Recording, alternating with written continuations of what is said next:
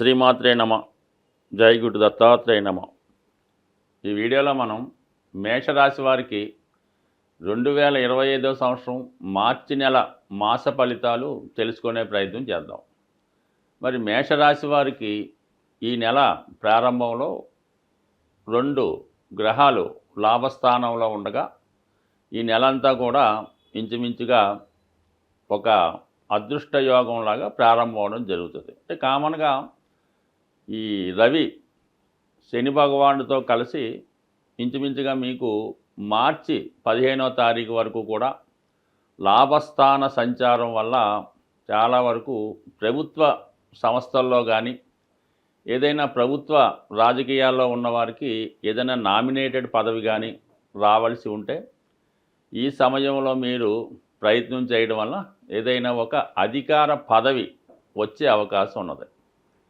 అలాగే మీరేదైనా ప్రభుత్వ పథకాల కొరకు కానీ ప్రభుత్వ రుణం కొరకు కానీ ప్రయత్నం చేస్తే ఈ సమయంలో మీకు దానివల్ల ఫలితం ఉండే అవకాశం ఉన్నది. కొంతమందికి ఏంటంటే వారసత్వంగా వారి పెద్దవారి ద్వారా మీకు అంటే మీ తండ్రి గారిదో తాతగారిదో వారసత్వంగా మీకు ఏమైనా భూమి రావాల్సి ఉన్నా లేదన్నా ప్రభుత్వ పదవి రావాల్సి ఉన్నా ఈ సమయంలో మీకు అవి వచ్చే అవకాశం ఉంది. అంటే మొత్తం మీద మార్చి నెల 15వ తారీఖు వరకు ప్రభుత్వపరమైనటువంటి సహకారం ఉంటుంది. అలాగే ఏదైనా చిన్నగా ప్రభుత్వ రంగ సంస్థల్లో ఉద్యోగ ప్రయత్నం చేస్తున్న వారికి కూడా ఈ గ్రహస్థితి అనుకూలించడం జరుగుతూ ఉంటుంది.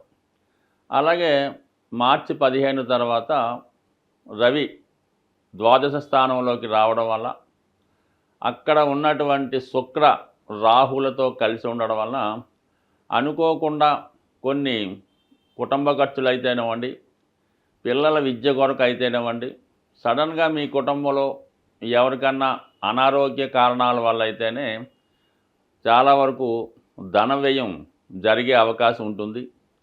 అలాగే ప్రభుత్వ అధికారుల నుంచి ఒత్తిడి ఎక్కువయ్యే అవకాశం ఉంటుంది. ముఖ్యంగా ప్రభుత్వానికి చెల్లించవలసినటువంటి GST, income tax, sale tax లాంటివి తప్పనిసరిగా చెల్లించవలసి రావడం కూడా జరుగుతూ ఉంటుంది. ఈ సమయంలోనే జాతకుడు కూడా కొంత వ్యక్తిగతంగా వారి యొక్క వయసును బట్టి సడన్గా ఏదైనా అనారోగ్యానికి గురవడం కానీ లేదంటే ఏదైనా ఒక ఇబ్బందుల్లో చికాకుల్లో ఇరుక్కోవడం కానీ ఏదైనా కొన్ని పోలీస్ స్టేషన్ సమస్యలు కానీ లీగల్ సమస్యలు కానీ స్త్రీల వల్ల ఇబ్బందులు కానీ ఇంచుమించుగా ఈ రాశి వారికి మార్చి 15 తర్వాత వచ్చే అవకాశం ఉన్నది. ఇక ఇంచుమించుగా మనకి ధనస్థానంలో రుజుమార్గంలో సంచరిస్తున్నటువంటి గురుగ్రహం ఈ నెలంతా కూడా అదే స్థానంలో ఉండడం జరుగుతుంది.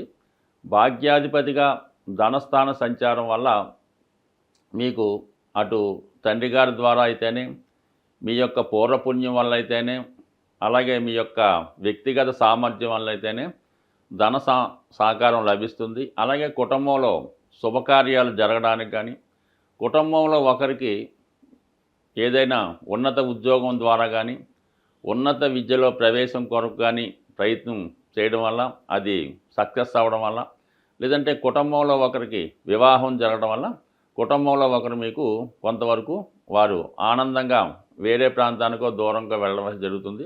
అలాగే మీ యొక్క కుటుంబ సభ్యుల సంఖ్య కూడా ఈ సమయంలో పెరిగే అవకాశం ఉంటుంది. అంటే మీకు వ్యక్తిగతంగా మీకు సంతానం కలగడం కానీ మీ యొక్క సంతానానికి సంతానం కలగడం కానీ లేదా దూర ప్రాంతంలో ఉన్నటువంటి చాలా కాలంగా మీ నుంచి దూరంగా ఉంటున్నటువంటి మీ కుటుంబ సభ్యులు తిరిగి మీ కుటుంబంలో కలుసుకునే విధంగా కూడా ఈ గ్రహస్థితి అనుకూలంగా ఉండడం జరుగుతూ ఉంటుంది.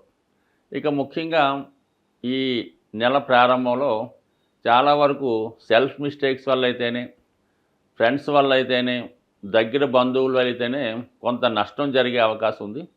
విద్యార్థులు వారి యొక్క ఉన్నత విద్య కొరకు వారికి కావాల్సినటువంటి కంప్యూటర్లు ఎలక్ట్రానిక్ పరికరాల కొరకు ధనాన్ని వెచ్చించడం కొద్దిగా విలువైనటువంటి సామగ్రి వాళ్ళ అవసరాల కొరకు కొనుక్కునే అవకాశం ఉంది. మరి ఈ నెలంతా కూడా కుజుడు తృతీయ స్థానంలోనే సంచరించడం జరుగుతూ ఉంటుంది. అంటే ఈ సమయంలో జాతకుడు ఏదైనా పని ధైర్యంగా చేపట్టగలిగి ముందుకెళ్ళే అవకాశం ఉంటుంది.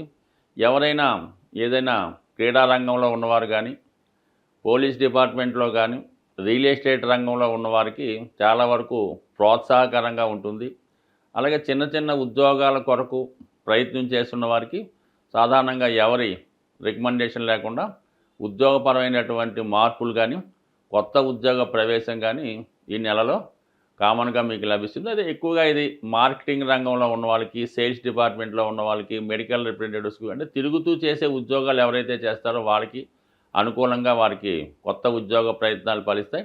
అలాగే రియల్ ఎస్టేట్ రంగంలో సెల్ఫ్గా చేస్తున్న వారికి కానీ, అలాగే మరి ఏదన్నా గనులు, భూములు, వైద్యం సంబంధించిన వారికి కూడా చాలా వరకు ఈ గ్రహస్థితి ప్రోత్సాహకరంగా ఉంది. అయితే ఈ సమయంలో ఏంటంటే ఏదైనా ఆదాయం కన్నా ఖర్చు ఎక్కువ జరిగే అవకాశం ఉన్నది. మనకి ధనాన్నిచ్చే స్థానాల్లో ఉన్నటువంటి గురువు, శని, రవి ఉంటే అదే వ్యయ స్థానంలో ఈ మార్చి 15 తర్వాత రవి, రాహువు, శుక్రగ్రహాలు అలాగే బుధగ్రహ ప్రవేశం వల్ల చాలా వరకు ఏదో ఒక ఖర్చు మరి జాతకుడికి రావడం వల్ల ఆదాయం కన్నా ఖర్చు ఎక్కువయ్యే అవకాశం ఉంది. కాబట్టి ఫైనాన్స్ విషయంలో బ్యాలెన్స్ షీట్ కరెక్ట్గా వేసుకుంటే మంచిది.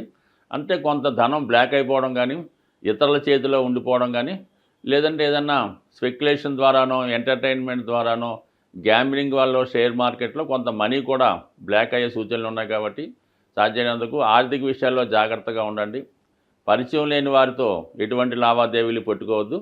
ఏదైనా మీ యొక్క వరకు వ్యక్తిగతంగా బాగుంది తప్ప ఇతరుల వల్ల నష్టపోయే అవకాశం ఉంది. కాబట్టి సాధ్యమైనంత వరకు ఇతరుల్ని నమ్మకుండా సొంతంగా దగ్గరుండి ఏ వ్యవహారం చేసుకున్నా చాలా వరకు సక్సెస్గానే ఉంటుంది. ప్రస్తుతం ఈ మార్చి నెలలో గ్రహస్థితి ఆర్థిక పరంగా చాలా ఇబ్బందికరమైన పరిస్థితులు ఏర్పడే అవకాశం ఉంది. దానికి కారణం ఏంటంటే ధనాన్నిచ్చే శుక్రుడు రాహుతో కలిసి ఉండడం, అలాగే గురు శుక్రుల పరివర్తన, ముఖ్యంగా ఈ వృషభ రాశి, మీనరాశి ఈ రెండు కూడా శుక్రుని యొక్క స్వక్షేత్రం, ఉచ్చక్షేత్రాలు అవ్వడం వల్ల శుక్రగ్రహం లక్ష్మీ అవతారంగా భావించడం జరుగుతూ ఉంటుంది. కాబట్టి మరి ఈ ప్రభావంలో ఏంటంటే కొద్ది ఫైనాన్షియల్ టైట్ ఎక్కువ ఏర్పడుతూ ఉంటుంది. విపరీతమైనటువంటి ధన వ్యయం జరుగుతూ ఉంటుంది. దీని నుంచి బయటపడాలంటే ప్రతి ఒక్కరికి కూడా ధనం అవసరం. కాబట్టి కొద్దిపాటి రెమెడీ అమ్మవారికి చేయడం వల్ల చాలా వరకు మీరు ఆర్థిక పరమైనటువంటి సమస్యల నుంచి బయటపడతారు. ముఖ్యంగా స్త్రీలకి ఈ సమయంలో ఎక్కువ అనారోగ్య సమస్యలు, నిందలు వచ్చే అవకాశం ఉంది. కాబట్టి వాటి నుంచి బయటపడాలన్నా మీరు ఇంచుమించుగా ఈ నెలలో వచ్చినటువంటి ప్రతి శుక్రవారం కూడా అమ్మవారికి స్వచ్ఛమైనటువంటి ఆవు నెయ్యితో దీపాన్ని వెలిగించడం, అమ్మవారికి నైవేద్యంగా తేనె లేదా దానిమ్మ ఫలాన్ని నైవేద్యంగా పెట్టడం వల్ల మీ యొక్క సమస్యలు చాలా వరకు బయటపడే అవకాశం ఉంది. ఇది అవకాశం లేని వారు ఏం చేస్తారంటే ఏదైనా ఒక అమ్మవారి దేవాలయంలో సుమారుగా ఒక 12 తమలపాకులతో ఎటువంటి మచ్చలు లేకుండా మంచి రెడ్ కలర్లో ఉన్నటువంటి దానిమ్మ ఫలాన్ని ఆ టెంపుల్లో అమ్మవారికి ఇవ్వడం వల్ల చాలా వరకు మీకు ఆర్థిక పరమైనటువంటి సమస్యలు తొలగే అవకాశం ఉంది. ఇంకా అవకాశం ఉన్నవాళ్ళు మీ గృహంలోనే అమ్మవారు లక్ష్మీ అమ్మవారికి ఎరుపు రంగు పూలతో అలంకరించి మరి ఆవు పాలు కొద్దిగా పంచదార వేసి నైవేద్యం పెట్టి, మీకు కుదిరితే లక్ష్మీ స్తోత్రాన్ని కానీ కనకదార స్తోత్రాన్ని కానీ పారాయణ చేసి మీరు పెట్టినటువంటి నైవేద్యాన్ని మీరు మాత్రమే, మీ కుటుంబ సభ్యులు మాత్రమే స్వీకరించడం వల్ల కూడా లక్ష్మీ అమ్మవారి అనుగ్రహం తప్పకుండా మీకు రావడం జరుగుతుంది. ఇంకా ముఖ్యమైన విషయం ఏంటంటే మీరు ఏదైనా ఈ లక్ష్మీ అమ్మవారిని పూజ చేసినప్పుడు లక్ష్మీ స్తోత్రాన్ని కానీ కనకదార స్తోత్రాన్ని కానీ శ్రీ సూక్తాన్ని కానీ పారాయణ చేసినప్పుడు కంపల్సరిగా విష్ణు సహస్రనామాన్ని కూడా మీరు పారాయణ చేయవలసి ఉంటుంది. అంత చేయలేని వారు కనీసం శ్రద్ధగా వినడం వల్ల కూడా మీకు అమ్మవారి అనుగ్రహం తప్పగా లభించే అవకాశం ఉంది. కేవలం మీరు విష్ణుమూర్తిని, వెంకటేశ్వర స్వామి రూపంలో ఉన్నటువంటి విష్ణుమూర్తిని ప్రార్థిస్తేనే లక్ష్మీ అమ్మవారి యొక్క అనుగ్రహం, తద్వారా శుక్రగ్రహ అనుగ్రహం మీకు లభిస్తుంది. కానీ కేవలం లక్ష్మీ అమ్మవారిని ప్రార్థించినంత మాత్రాన మీకు ఎన్ని సంవత్సరాలు ప్రార్థించినా కూడా ఆ ఫలితం వచ్చే అవకాశం లేదు. కాబట్టి మరి సూక్ష్మంలో మోక్షం ఏంటంటే విష్ణు సహస్రనామంతో కలిపి చదవడం వల్ల మీకు సంపూర్ణ ఐశ్వర్యం, దాంతో ఆరోగ్యం కలిగే అవకాశం ఉంటుంది. స్వస్తి.